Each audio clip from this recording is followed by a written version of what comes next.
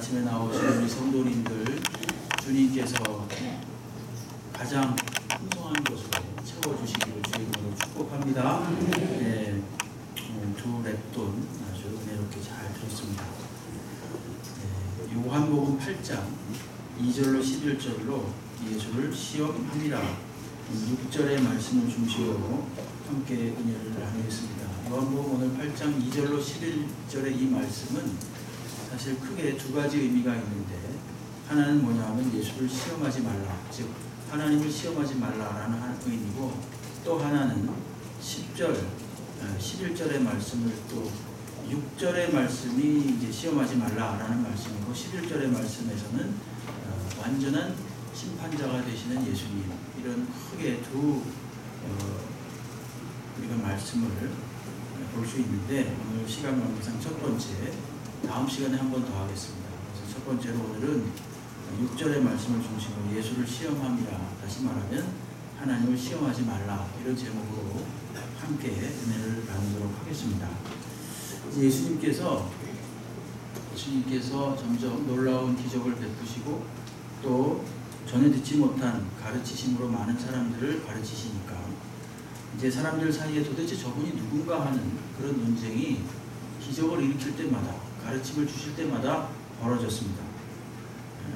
그러나 이때 종교 지도자들 사이에서는 벌써 한 결론을 내렸는데, 안 되겠다, 더 이상은 못 참겠다, 예수를 죽여야 되겠다, 이런 결론을 내렸습니다. 구체적으로 무엇을 못 참는가 하면 자신들의 위선이 더 이상 통하지 않게 되었다는 사실을 못 참겠다는 것입니다. 마태복음 7장 28절로 29절 말씀해 보시게 되면 예수께서 이 말씀을 마치시면, 이건 산상수훈을 말하는 것입니다. 우리들이 그의 가르치심에 놀랐다, 이렇게 말하고요. 이는 그 가르치는 것이 권위 있는 자가 같고 그들의 서기관들과 같지 아니함이다, 이렇게 말하고 있습니다. 다시 말하면 그들이 이제까지, 저 말씀 그대로 내버려 두시죠. 권위 있는 자와 같고 서기관들과 같지 아니함이라 29절에 그렇게 나오는데, 오늘 예수께 시비를 걸러 나온 사람들이 누군가 3절에 보시게 되면 서기관들과 바리새인들이라고 나오거든요. 그러니까 이들이 이제까지 거룩하게 경건한 모습을 하고 말씀을 가르쳤는데 그야말로 그냥 형식적인 가르침이었지 이게 마음에 다 왔질 않았어요. 닿질 않았습니다. 근데 예수께서 오셔서 이 말씀을 딱 하니까 이 사람이 참 영적인 존재죠. 그렇기 때문에 딱 알아듣는 거예요. 사람들이 놀랬습니다. 28절에 보니까 사람들이 그의 가르침에 놀랬다, 이렇게 나오고, 29절에 보면 권위 있는 자와 같았다. 권위는 오히려 외적으로 보면 서기관과 바리새인들이 더 있었죠. 외적인 권위로 본다면 예수님은 그냥 시골의 촌뜨기에 불과했습니다. 외형상으로는 그냥 한 청년에 불과했고 남루한 청년에 불과했지만, 권위는 누가 더 있었냐면 예수께서 더 있었다는 얘기예요. 그리고 그 이유가 뭐냐, 서기관들과 또 같지 않았다, 이렇게 말합니다. 이거를 여기에 나오는 3절에 나오는 서기관들과 바리새인들이 눈치챈 거죠. 아, 더 이상 우리들의 이런 겉모양만의 위선적인, 겉모양만의 그런 가르침이 절대로 이제 통하지 않겠다. 그래서 위기의식을 느꼈고요. 그래서 죽이고 싶어 했습니다. 그 두 번째로 아주 대단히 실질적인 이유인데, 그건 뭐냐면 많은 사람들이 예수를 중심으로 막 몰려다녔죠. 예수님을 중심으로 막 따라다녔습니다. 예수님이 이미 굉장히 인기 있는 스타가 돼 있었어요. 그러니까 혹시라도 만약에 예수를 옹립해가지고 지도자로 세워서 폭동을 일으키게 된다면 큰일 날 거라고 생각을 한 거죠. 폭동을 일으키게 되면 무슨 문제가 생기느냐면 기존에 자신들이 누리고 있었던 그런 편의, 혜택, 이런 것들을 누리지 못한다는 것입니다. 왜 누리지 못하느냐? 이 당시 이 이스라엘이 이 로마의 식민지였기 때문에 로마에서는 폭동을 진압하기 위해서 쳐들어올 것이고, 그래서 아마 그 이후에는 질서를 재편할 것이다. 그럼 본인들이 누렸던, 이 서기관과 바리새인들이 누렸던 기득권을 더 이상 누리지 못하게 될 것이라는 그런 계산에 의해서 아무래도 예수를 죽여야 되겠다, 제거해야 되겠다, 이런 생각을 한 겁니다. 이것이 꼭 비밀 같지만 비밀이 아니라 사실은 아주 공공연한 비밀이었습니다. 앞에 7장 25절 잠깐만 보시죠. 7장 25절 한 장만 넘기면 되니까 7장 25절을 보시게 되면 이런 말씀이 나옵니다. 예루살렘 사람 중에서 어떤 사람이 말하되, 이는 그들은 종교 지도자들을 말하는 겁니다. 예루살렘 사람들은 뭐 그저 평범한 사람들이 이렇게 말하죠. 예루살렘 중에서 어떤 사람이 말하되 이는 그들이 죽이고자 하는 그 사람이 아니냐 이렇게 말합니다. 벌써 다 알고 있었다는 얘기예요. 예루살렘 백성들 사이에 이게 파다하게 쫙 퍼져 있었다는 얘기입니다. 한 장을 다시 넘기셔서 8장으로 다시 오시게 되면 37절 잘 보십시오. 예수께서도 벌써 이렇게 말합니다. 나도 너희가 아브라함의 자손인 줄 아노라. 그러나 37절이요 8장 내 말이 너희 안에 있을 곳이 없으므로 나를 죽이려 하는도다. 40절에도 보게 되면 지금 하나님께 들은 진리를 너에게 말한 사람이 나를 죽이려 하는도다. 이렇게 말합니다. 벌써 다 알고 있었다는 얘기예요. 종교 지도자들이 꾸미고 있는 예수님 살해에 대한 음모를 예루살렘 사람들도 알고 있었고 예수님은 물론 알고 계셨다는 얘기입니다. 결정적으로 그 해의 대제사장이었던 가야바라는 사람이 있었는데 이 사람이 어떻게 선동을 하냐 하면 요한복음 11장 49절과 53절에 이렇게 말합니다. 그 중에 한 사람 그 해의 대제사장이 가야바가 그들에게 말하되 너희가 아무것도 알지 못하는도다. 밑으로 내려가서 53절에 보시게 되면은 11장 53절에 보게 되면 이날부터 그들이 예수를 죽이려고 모의했다 이렇게 말합니다. 차라리 더 이상 큰 폭동이 나기 전에 예수를 죽이는 게 우리를 보호하는 것이다 라고 최고의 지도자였던 대제사장이 이렇게 말하니까 구체적으로 예수를 죽일 음모를 꾸미고 있었다라고 하는 것입니다. 오늘 사건, 오늘 8장에 나오는 이 내용은요 바로 이런 배경을 가지고 있습니다. 이런 배경을 가지고 예수님께서 이제 아침에 성전에 딱 들어오셨는데 많은 사람들이 또 그의 가르침을 받기 위해서 모였습니다. 그런데 갑자기 한바탕 소동이 벌어지는 거죠. 무슨 소동이 벌어지냐면 3절에 있는 대로 서기관과 바리새인들이 음행 중에 잡힌 여자를 끌고 와서 가운데 세우는 겁니다. 그리고 예수께 묻습니다. 5절에 보시면 모세는 율법에 이러한 여자를 돌로 치라 명하였거니와 선생은 어떻게 말하겠나이까 이렇게 말합니다. 그때 예수께서 즉시 대답하지 않습니다. 그냥 땅에다가 엎드리셔서 무언가를 굽혀서 손가락으로 그냥 쓰시고 대답을 하지 않으셨습니다. 글을 쓰시는 동안 이 사람들이 또 재촉을 하죠. 다그칩니다. 7절에 보게 되면 그들이 묻기를 마지 아니하는지라 이런 말이 나오죠. 그러니까 계속해서 예수를 다그쳤다 이런 말씀이죠. 그때 비로소 예수님이 일어나셔가지고 뭐라 그러시느냐 7절입니다. 7절 우리 다 같이 한번 읽어보겠습니다. 시작. 그들이 묻기를 아지 아니하는지라 이에 일어나 이르시되 너희 중에 죄 없는 자가 먼저 돌로 치라. 아멘. 이렇게 말씀하신 거예요. 그들이 이 말씀을 듣고 양심의 가책을 느꼈습니다. 그리고 고발하던 사람들이 하나씩 가고 예수님과 여인만 남게 됐습니다. 여기서 중요한 건 고발하던 사람들이 갔다는 겁니다. 다 갔다는 게 아니에요. 다 간 게 아니라 고발하던 사람들이 어떻게 했습니까? 뒤로 한 걸음 뒤로 뒷걸음 쳐서 물러나서 군중 속으로 다시 들어갔다는 얘기입니다. 그러니까 지금 여기서 예수와 여자만 남았더라. 9절 끝에 예수와 그 가운데 있는 여자만 나왔더라. 이 말씀은 고발하던 자들이 가고 여전히 무리들은 있는 거예요. 성전에. 2절에 보게 되면 많은 사람들이 나왔다 그랬잖아요. 백성이 다 나왔다 그랬습니다. 이 사람들이 갑자기 가진 않았습니다. 단지 여기서 말하고 싶은 건 고발하고 정죄했던 사람들이 뒤로 슬금슬금 물러나가지고 그들 사이에 들어갔다는 얘기겠죠. 그러니까 무슨 뭐 영화의 한 장면처럼 예수님하고 둘이 딱 남은 게 아닙니다. 그게 아니라 이 고발하던 사람들이 갔다 이런 얘기고요. 예수께서 뭐라 그러시냐면은 그 여인에게 10절에 너를 고발하던 그들이 어디 있느냐 너를 정죄한 자가 없느냐 이렇게 물으니까 11절에서 그 여인이 없나이다 이렇게 말하니까 예수께서 나도 너를 정죄하지 아니하노니 가서 다시는 죄를 범하지 말라 이렇게 말합니다. 이게 오늘의 그 이야기의 개요입니다. 오늘 본문을 가만히 보시게 되면 표면적으로는 이 본문이 무슨 내용 같습니까? 가늠한 여인을 예수가 어떻게 처리하나 보자 이런 내용 같으시죠? 그렇다고 끄덕여 주시기 바랍니다. 네, 그런 내용 같지 않습니까? 그렇죠? 그런데 사실은 핵심은 어디에 있느냐? 6절에 있습니다. 6절 그들이 이렇게 말함은 고발할 조건을 얻고자 즉 예수를 고발할 조건을 얻고자 하여 예수를 시험함이로라. 이게 핵심이에요. 네. 단지 이 가늠한 여인 하나를 처리하기 위해서 온 게 아니라는 것입니다. 왜 굳이 이 서기관들과 바리새인들이 예수께 이 여인을 데리고 왔느냐? 왜 왔겠습니까? 지금까지요 예수님을 이들이 무시하고 의심했습니다. 사실은 위험인물로 간주하고 절대로 존중하지 않았습니다. 그런데 오늘 새삼스럽게 보게 되면 4절과 5절에 보게 되면요, 예수에 대해서 뭐라고 말합니까? 이들이 서기관과 바리새인들이, 그 거만하고 도도한 자들이 예수님을 뭐라 그래요? 선생님이라고 그러잖아요. 선생님 이렇게 말해요. 예수 보고. 속으로는 욕하겠죠. 근데 겉으로는 예우해 주는 척하면서 선생님, 이 여인을 어떻게 하면 되겠습니까? 이렇게 묻는 겁니다. 이건 다분히 어떤 불순한 의도를 가지고 물어보는 거다. 이렇게 우리가 알아차려야 됩니다. 당시에는요, 이 산헤드린 공회라는 게 있었습니다. 그것은 그 종교 지도자 70명, 그 다음에 의장 1명으로 구성된, 지금 오늘날로 말하면 입법권과 사법권을 동시에 가졌던 그 이스라엘의 최고 유대 그 종교 재판정이었어요. 산헤드린이라는 그 공회가.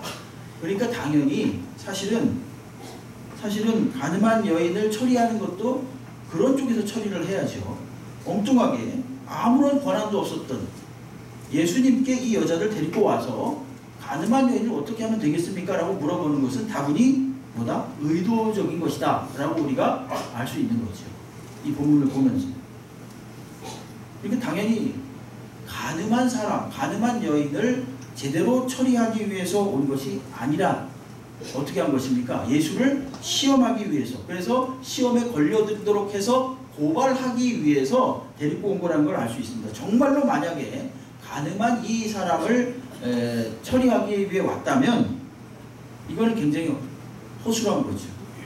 왜냐하면 신명기 22장 22절에 보게 되면 이런 말이 있습니다. 어떤 남자가 유부녀와 동침한 것이 드러나거든 그 동침한 남자와 그 여자를 둘 다 죽여 이스라엘 중에 악을 제하라 이렇게 말합니다. 그러니까 여기 지금 끌려온 사람은 여자 하나뿐이잖아요. 남자가 없습니다. 둘 다 끌고 와야 됩니다. 원래 법대로 하려면. 이것도 위법이지만 그러나 그나마 철저하게 법대로 하려면 둘 다 데리고 와야 됩니다. 굉장히 엉성하죠. 그러니까 이 사건은 철저하게 예수를 함정에 빠뜨리기 위한 사전에 계획된 그러한 일이었다라는 것을 알 수 있습니다. 어떻게 하면 함정에 빠뜨릴까? 이들은 고민하다가 예수가 딜레마에 빠지게 했습니다. 만약에 예수가 돌을 던져서 죽여라, 이 여자를, 그렇다면 돌을 던져서 죽여라. 그럼 무슨 문제가 발생하겠습니까? 이 당시에 이스라엘은 로마의 피지배국이었습니다. 피지배국에게는 절대로 사형 집행권이 없었습니다. 더군다나 공회원도 아니고 일개 시골의 청년이었던 예수에게는 더군다나 없었어요. 그렇기 때문에 만약에 예수가 여기서 함부로 돌로 쳐서 죽이라 이렇게 말을 하면 첫째로 로마의 법을 어기는 것이 되고, 둘째로 그동안 자신이 늘 말해왔던 이 죄인들, 세리와 창기들, 이런 사람들에 대한 동정을 초래하는 것이 되집니다. 당연히 예수 가르침과 스스로 모순을 일으키는 거죠. 이런 문제가 생기고, 또 하나 그 반대로 만약에 돌로 치지 말라 그리고 살려둬라 이렇게 말하면 어떻게 될까요? 이들이 왜 의도적으로 5절에 말을 했겠습니까? 모세의 율법에 이러한 여자를 돌로 치라 명하였거니와 당신은 어떻게 말하겠나이까? 은근히 예수께 협박하는 거죠. 돌로 치라라는 것을 종용하고 있는 것입니다. 근데 만약에 돌로 치지 말라 그러면 어떻게 될까요? 돌로 치지 말라 그러면 모세의 율법을 어기는 게 되는 거예요. 이렇게 해도 저렇게 해도 사실은 예수님은 함정에 빠질 수밖에 없는 그런 위기입니다. 굉장히 아주 완벽한 그런 계략인 것 같아요. 그렇지만 예수님은 뭐라 그러십니까? 7절 이 말씀 한번 같이 읽어보죠. 7절 너희 중에, 여기부터 읽겠습니다. 시작. 너희 중에 죄 없는 자가 먼저 돌로 치라.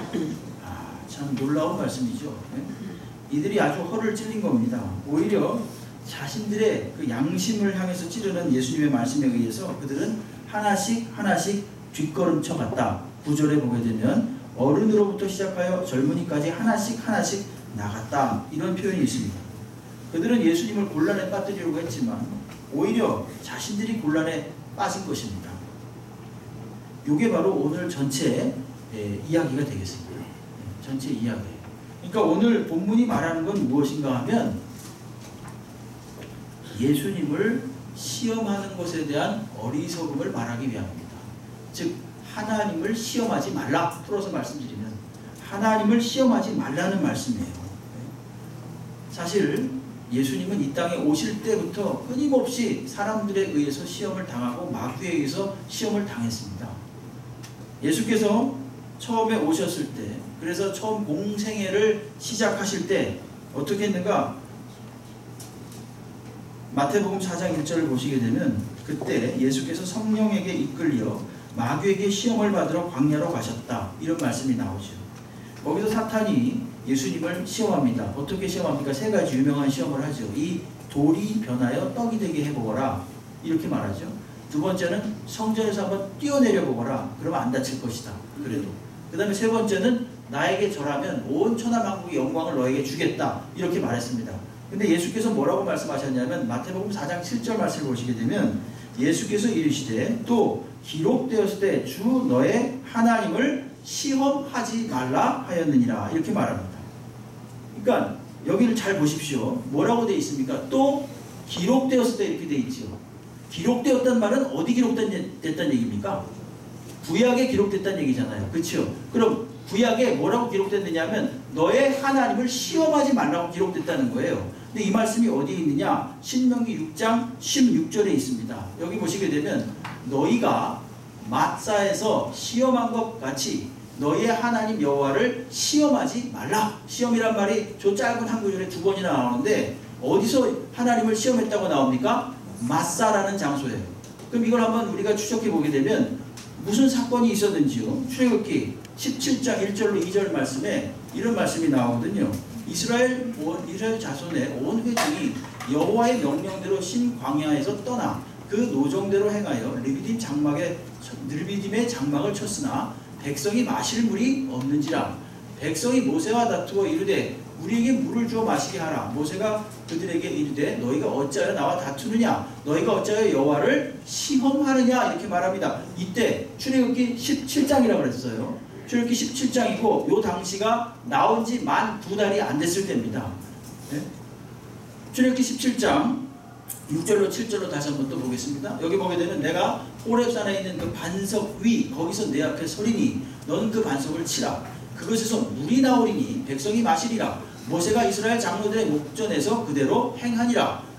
그가 그곳 이름을 마사 또는 무리바라 불렀으니 이게 무슨 뜻인가? 이는 이스라엘 자손이 다투었으며 또는 그들이 여호와를 시험하였다, 이런 뜻입니다. 마사의 뜻이 뭐냐? 다투다 또는 시험하다. 누구랑? 하나님과 다투고 또 하나님을 시험했다, 이 뜻이 바로 마사의 뜻이에요. 그래서 너희들 여기서 물을 마시긴 마셨지만 내가 바위를 터뜨려서 물을 주긴 했지만 이곳 이름 이제부터 마사다. 이제부터 이곳을 지날 때마다 뭘 생각하라는 거예요? 너희들이 나를 시험했던 거를 생각하라는 것입니다. 다시 한번 띄워봐 주십시오. 조금 아까 17장 6절로 7절 말씀 다시 한번 띄워봐 주세요. 여기 보게 되면 7절 여기 보게 되면 잘 보세요. 하나 둘 셋 네 번째 줄에 보게 되면 시험하여 이르기를 이렇게 나오죠.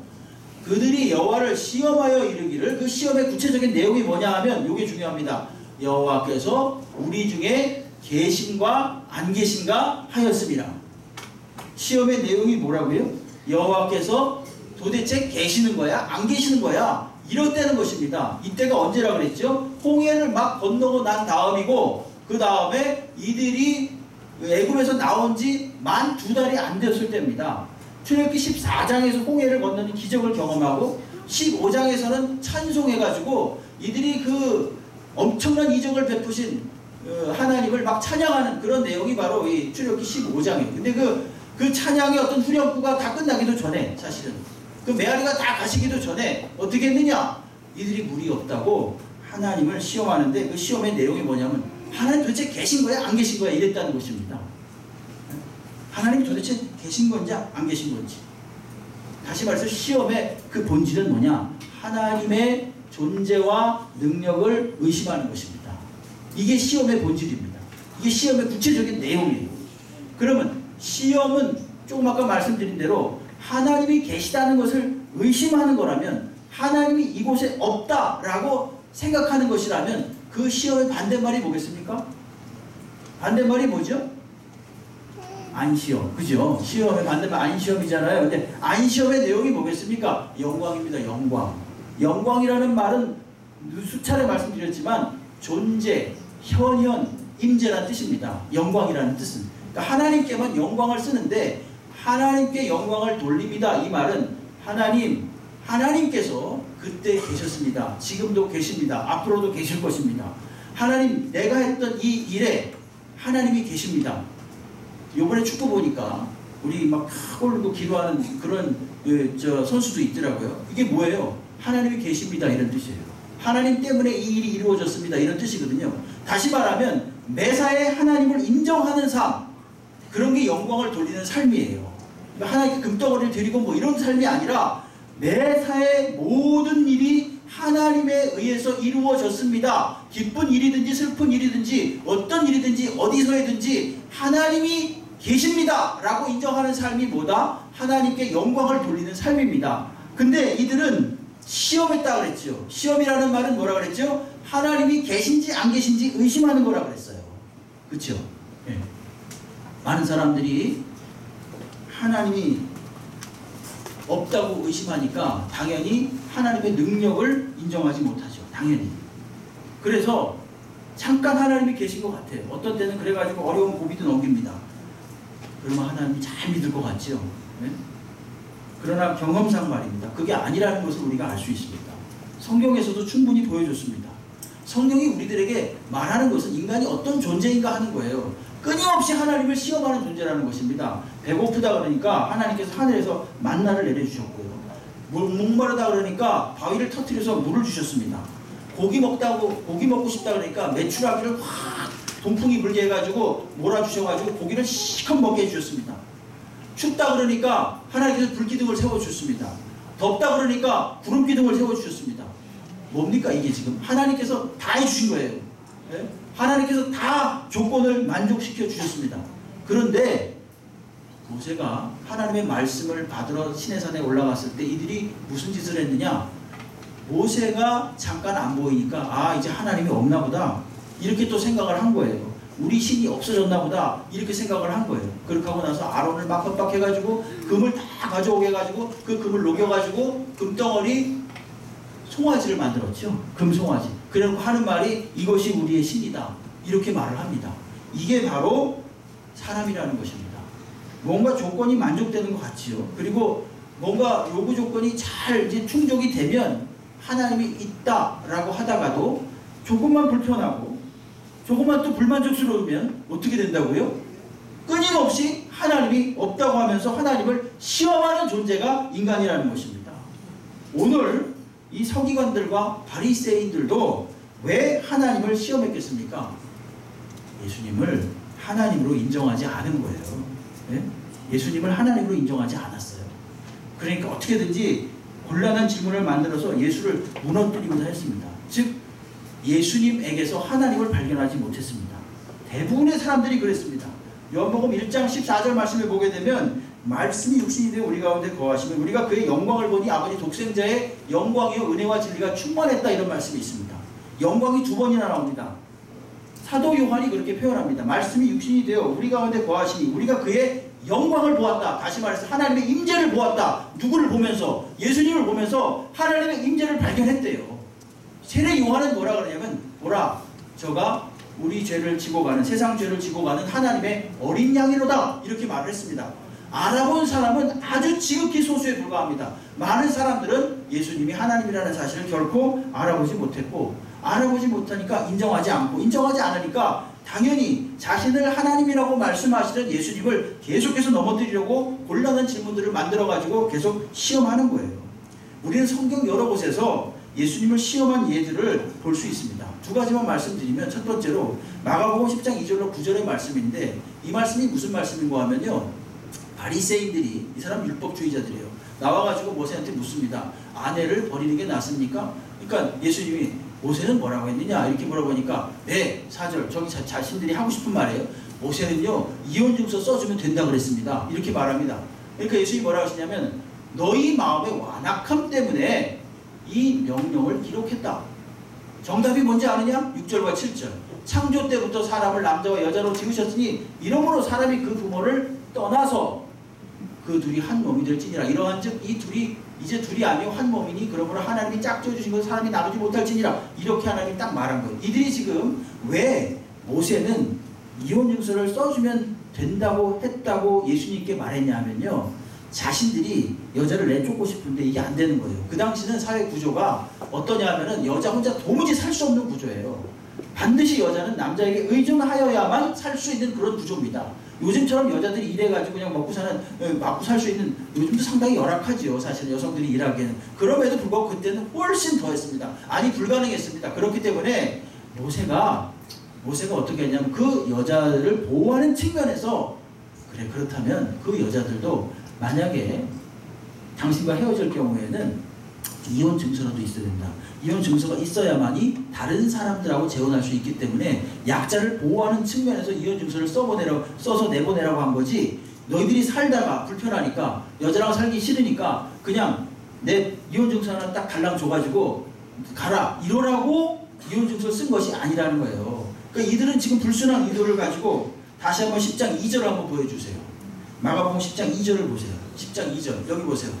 바리새인들이 예수께 나와 뭐라고 말합니까? 그를 시험하여. 예수께서 어떻게 말씀하시나 보자. 시험하는 거예요. 어떻게 말씀하시나 보자. 근데 예수께서 아주 직설적으로 그 마음에 있는 생각들을 딱 꿰뚫어가지고, 그 악함을 꿰뚫어가지고, 아니다. 모세는 어쩔 수 없이 최선이 아니라 차선으로 너희들의 마음의 완악함 때문에 증서를 써주라고 한 거지 절대로 그것을 의문한 것이 아니다. 이렇게 딱 잘라서 일갈하십니다. 또 하나 예는 뭐냐면 마가복음 12장 13절로 17절의 말씀인데, 이런 말씀이 나옵니다. 그들은 여기서 유대 종교 지도자들을 말합니다. 그들이 예수님의 말씀을 무엇하려고? 책 잡으려고. 이게 중요해요. 책 잡으려고. 다 지금 의도를 가지고 접근하는 거예요. 예수께. 누구와 누구를 보냅니까? 바리새인과 헤롯 땅 중에서 사람을 예수께 보내요. 자, 바리새인하고 헤롯은요, 완전히 이게 아주 대립하는 관계들입니다. 왜냐? 바리새인들은요, 율법주의자들이고, 그리고 정통 유대인들이에요. 헤롯 땅은 로마 편에 있었던 사람들입니다. 로마의 그 후원을 받았던 그런 당이 헤롯 땅이에요. 헤롯 왕이 다스리고 있었잖아요, 그 당시. 그렇기 때문에 로마의 편이에요. 전혀 상반되는 두 그룹의 사람들을요, 종교 지도자들이 보냅니다. 누구한테? 예수에게. 전혀 상반되는 사람을 보내니까, 이 사람이 이렇게 말해도 이 사람한테는 좋은 거지만 또 저 사람한테는 나쁘게 되겠죠. 그러면서 뭘 질문하느냐 하면은 가이사에게, 즉 이 로마의 황제에게 세금을 바치는 게 납니까? 안 바치는 게 납니까? 14절 끝에 보면 가이사에게 세금을 바치는 것이 옳습니까? 옳지 않습니까? 이렇게 물어봐요. 그 15절에 보니까 우리가 바치리까 말리까 하는데, 예수께서 그 외식함을 아시고 이르시되 어찌하여 나를 시험하느냐 이렇게 말씀하세요. 그리고 나서 내게 보이라, 데나리온 하나 가져와 보라 이렇게 해놓고 뭐라 그러시냐면은 이 형상과 이 글이 누구의 것이냐? 이르되 가이사의 것입니다. 이렇게 말합니다. 17절에. 그러니까 예수께서 뭐라고 하시냐면, 가이사의 것은, 황제의 것은 황제에게 주고 하나님의 것은 하나님께 바쳐라. 이렇게 딱 결론을 내리십니다. 이들은 한쪽에게만 바치라는 것을 기대했습니다. 만약에 가이사에게만 바쳐라 그러면요, 누가 싫어할까요? 바리새인과 헤롯 땅 중에 바리새인들이 싫어하겠죠. 당연히 세금을 바치라 그랬으니까 안 바쳐야 되는데. 근데 만약에 바치지 말라 그랬으면 또 누구한테 걸리겠습니까? 헤롯 땅에 걸리는 거예요. 헤롯 땅에게. 그렇죠. 헤롯은 로마 편이었으니까. 이래도 저래도 걸릴 줄 알고 이들은 책 잡기 위해서 예수에게 이런 질문을 한 것인데, 예수께서는 가이사의 것은 가이사에게, 하나님의 것은 하나님께 드리라 이렇게 말한 것입니다. 야, 이럴 때 사실 아멘이 나와야 되는 거죠. 그죠? 네. 얼마나 놀라운 지혜입니까 이게. 사실은 이거는 그야말로 하늘의 지혜예요. 바라기는 말이죠. 우리 성도님들의 가정의 우리 자녀들이 이러한 지혜로서 세상을 이겨내시기를 정말 주의 이름으로 축복합니다. 네. 이런 거예요. 이런 거.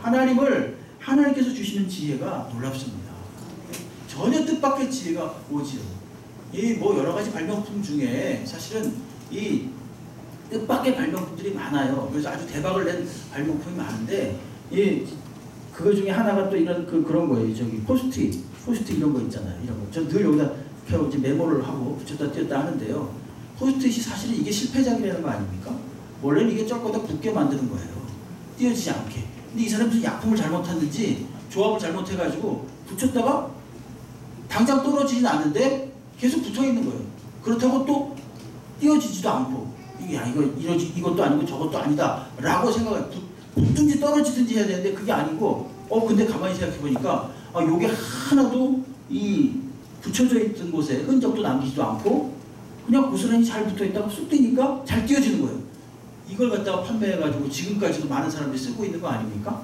네? 이게 어떤 제3의 발명품이죠. 전혀 생각하지 못한 뜻밖의 이런.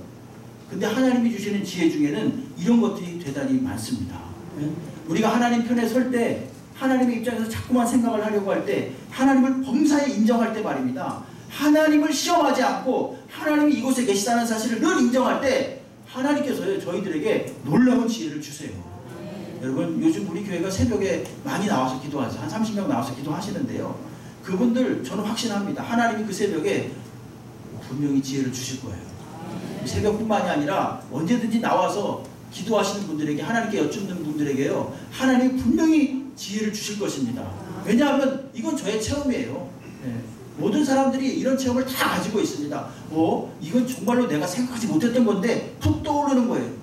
갑자기 누가 떠올라요. 갑자기 어떤 생각이 떠올라요. 이거 어떻게 말로 설명할 수 있겠습니까? 이건 이론적으로 설명될 수 있는 문제가 아닙니다. 이건 하나님이 주시는 것이기 때문에 놀라운 진리로서 행하는 거예요. 솔로몬의 지혜 같은 것도 그런 거 아니겠습니까? 솔로몬의 지혜, 인간 본성을 정확하게 갈파해가지고 솔로몬이 판단을 내리잖아요. 네? 전 핵심이 거기에 있다고 봐요. 인간 본성을 정확하게 솔로몬이 알았다. 인간이 어떤 존재인가를 정확하게 알았기 때문에 그런 판결을 내릴 수가 있었던 거예요. 이건 법률적인 조항의 문제가 아닙니다. 그것은 하나님의 백성이 그렇게 사는 게 이 세상을 이기는 지혜인 줄 분명히 믿으시기 바랍니다. 그러나 그럼에도 불구하고 사람들은 하나님을 끊임없이 시험합니다. 예수께서 십자가에 달려 돌아가실 때까지 시험했습니다. 어떻게 시험했습니까? 마가복음 15장 32절 말씀에 보게 되면 이렇게 시험했어요. 이스라엘 왕 그리스도가 지금 십자가에서 내려와 우리 보고 믿게 할지어다 하며 함께 십자가에 못 박힌 자들도 예수를 욕했다 이렇게 말하고 있습니다. 왜요? 저들이 시험한 것은 당신이 정말 하나님의 아들이라면 그 십자가를 탁 아주 착떨치고 아주 늠름하게 딱 내려와 봐라. 그걸 이겨내고 멀쩡하게 한번 탁 내려와 봐라. 그럼 우리가 믿겠다 이런 거예요.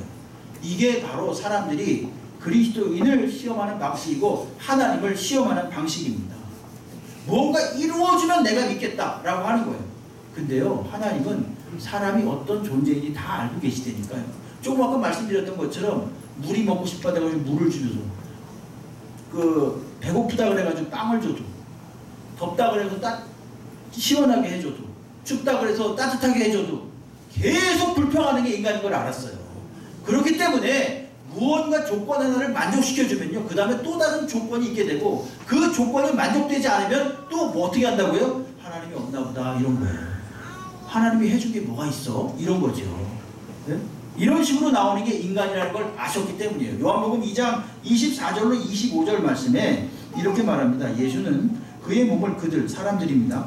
의탁하지 아니하셨으니 이는 친히 모든 사람을 아심이요 또 사람에 대하여 누구의 증언도 받으실 필요가 없었으니 이는 그가 친히 사람의 속에 있는 것을 아셨음이니라 이렇게 말하고 있습니다. 정확하게 하나님은요 사람들이 요구하는 것을 들어주면은 그들이 나를 믿을 것이다 라고 생각하지 않았던 거예요. 분명히 인간이 어떤 존재인지를 잘 알고 있었던 거예요. 그렇기 때문에 당장 달콤하게 무엇을 만족시켜준다고 해가지고 인간이 믿음이 생기는 것이 아니라는 것을 아셨기 때문에 사람들을 의지하지도 또 그 사람들에 대해서 실망하지도 않으셨다는 것입니다. 오늘도 사람들은 하나님을 시험합니다. 내가 이렇게 기도를 했는데 내가 이렇게 교회를 다녔는데 뭐 하나 시원하게 해결되는 게 없습니다. 이렇게 말할 수 있습니다. 당연합니다. 네? 네, 기대를 가지고 있다는 뜻이거든요. 그러면서 그 다음에 내가 이것만 해결된다면 내가 예수를 더 잘 믿을 텐데 이렇게 말합니다. 지금 조금 말씀드린 대로 이스라엘 백성들의 경우에서 우리가 봤습니다. 이것이 해결되면 또 다른 것을 요구하는 게 사람입니다. 네? 그래서 늘 주님이 없다고 하면서 주님을 시험하는 게 인간입니다. 네?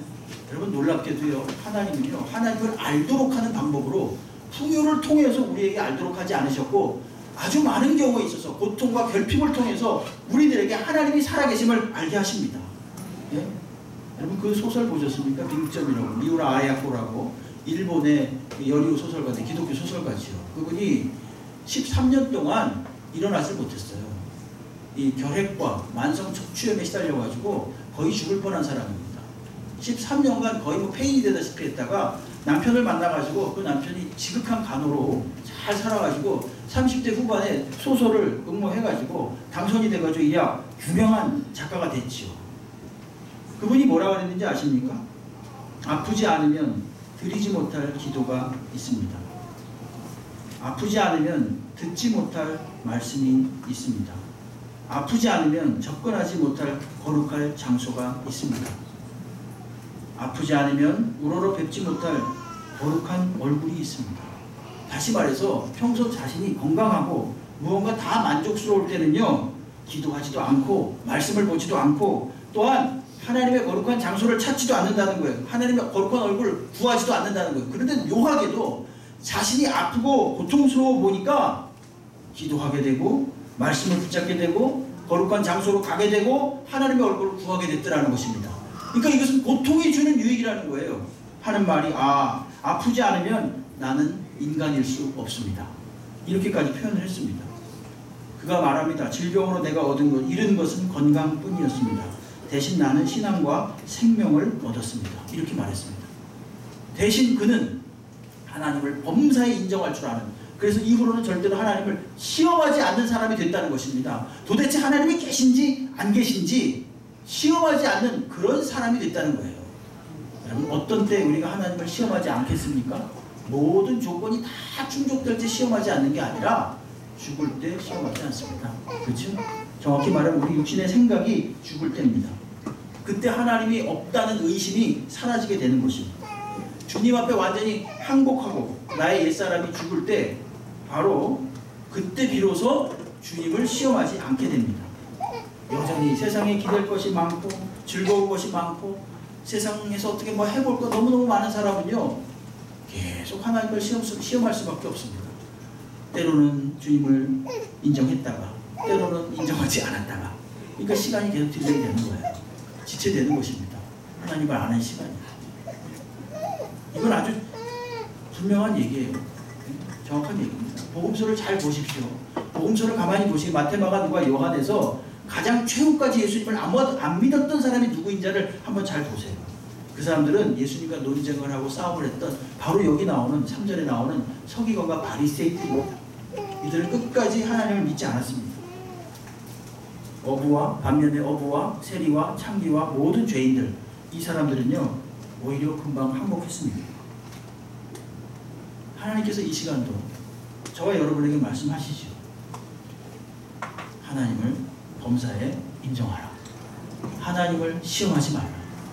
어디에든지 내가 있다. 여러분 욥기 아시죠? 욥기가 말입니다. 사실은 그게 많은 고통에 관한 글이라고 하지만 그건 표면적으로 보기엔 고통에 관한 글이에요. 그러나 더 깊이 들어가 보면은 뭐에 관한 글이냐? 하나님이 언제고 어디고 계시다는 것입니다. 너의 고통 중에도 내가 있다. 그게 중요한 메시지예요. 사실은 욥기에. 인간이 고통 중에도 하나님을 바라보았다. 이렇게 그냥 단순하게 교훈적으로 해석할 게 아니라 하나님의 존재를 그 엄청난 고통 속에서 그럼에도 불구하고 내가 있다라는 것을 하나님이 입증하는 글이 바로 그게 말씀하시는 글이 욥기라는 것입니다. 그래서 그게 은혜로워요. 우리 한번 그러므로 우리 모든 생활 가운데 일어나는 만나는 또 부딪히는 모든 일들이 다 누가 하시는 일입니까? 하나님이 하시는 일임을 믿으시기 바랍니다. 하나님이 다 계십니다. 하나님 어디서든지 계십니다. 우리 한번 받아하시겠습니다. 다 주님이 하시는 일입니다. 이거 하나 꼭 기억하십시오. 다 주님이 하시는 일. 우리를 세우시는 것도, 우리를 깎으시는 것도, 우리를 채우시는 것도, 우리를 비우시는 것도 다 하나님이 하시는 일입니다. 어떤 사람이 하는 것도 아니고 무슨 운명의 장난도 절대로 아닙니다. 전능하신 하나님이 다 하시는 일입니다. 근데 중요한 건 그 하나님이 어떤 하나님이시냐? 선하신 하나님이라는 거예요. 그렇기 때문에 어떤 형편에서든지 하나님 마침내 모든 것이 합력하여서 선을 이루게 하시는 그런 하나님이십니다. 그러니까 이제부터 하나님을 시험하지 말고, 다른 말로 하나님이 도대체 계시는 거야 안 계시는 거야 이렇게 불평하지 마시고, 조금 아까 우리가 함께 했던 것처럼 다 주님이 하시는 일이겠지, 다 주께서 하시는 일이겠지, 이렇게 마음속으로 되뇌이면서 묵상하시면서 참고 믿고 바라고 견디고 하나님을 어떤 형편에서든지 인정할 수 있는 저희들이 되길 바랍니다. 그러면 우리가 좀 더 평안해질 것입니다. 좀 더 우리가 지혜로워질 줄로 분명히 믿습니다. 마지막으로 잠언 3장 6절 한번 읽고 마치겠습니다. 시작. 너는 범사에 그르지마 그러면 그를 지도하시리라. 아멘. 하나님 아버지